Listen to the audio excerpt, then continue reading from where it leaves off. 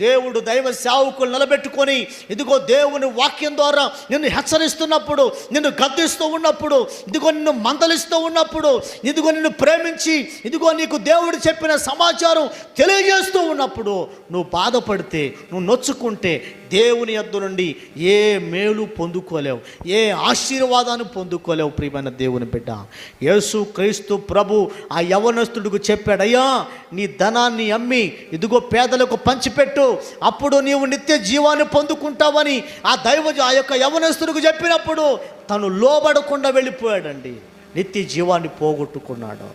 ఈరోజు పగటి కాలంలో ప్రియమైన దేవుని బిడ్డలారా, ప్రభు రాకడ సమీపంగా ఉంటున్న దినాల మధ్యలో మనం ఉన్నాం. నువ్వు దేనికి బానిసవైపోయావో, ఎక్కడ నువ్వు బలహీనరాలుగా ఉన్నావో, ఎక్కడ నువ్వు దేవునికి దూరం అయిపోయావో ఆ విషయాలలో నువ్వు బయటికి రావాలని ప్రభు కోరుకుంటా ఉన్నాడు. నువ్వు బయటికి